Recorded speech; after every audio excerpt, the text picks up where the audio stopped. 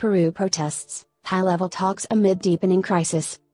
Like the video and subscribe. We will continue to bring you hot news every day. Authorities in Peru have held high-level talks to try to resolve a deepening political crisis triggered by the ousting of the former president.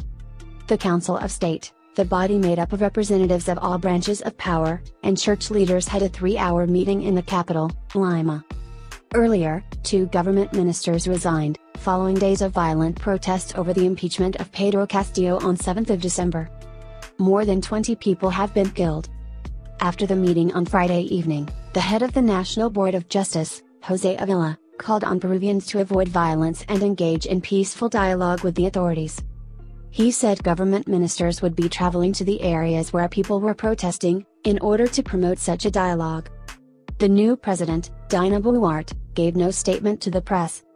In another development, thousands of tourists are trapped in the southeastern city of Cusco after protesters forced the local airport to close. Peru has been through years of political turmoil, with the latest crisis coming to a head when Mr. Castillo announced he was dissolving Congress and introducing a state of emergency. However, his plan backfired and Congress instead voted overwhelmingly to impeach him. Mr. Castillo, who is currently in detention, is being investigated on charges of rebellion and conspiracy. He denies all the accusation, insisting that is still the country's legitimate president. Demonstrators are calling for the closure of Congress, the resignation of Ms. Boluarte and early elections. On Friday, Congress voted against a proposal to bring elections forward to next year. Dramatic twists and turns in Peru's political crisis.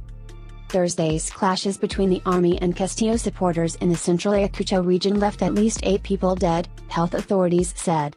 Footage on social media showed protesters blocking main roads and airports. Just hours later, Education Minister Patricia Correa said she was stepping down.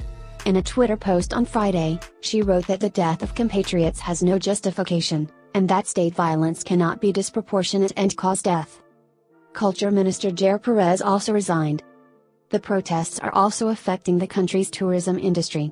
The mayor of Cusco told AFP news agency that about 5,000 tourists are stranded in the city after the airport there closed when protesters tried to storm the terminal. The city is the gateway to Machu Picchu, an ancient Inca citadel which is visited by hundreds of thousands of people a year. About 800 tourists are also stuck in the small town at the foot of the mountain where the citadel stands, because the railway line which serves it has stopped running. Some mostly American and European tourists have reportedly left the town on foot along the train tracks in an attempt to return to Cusco.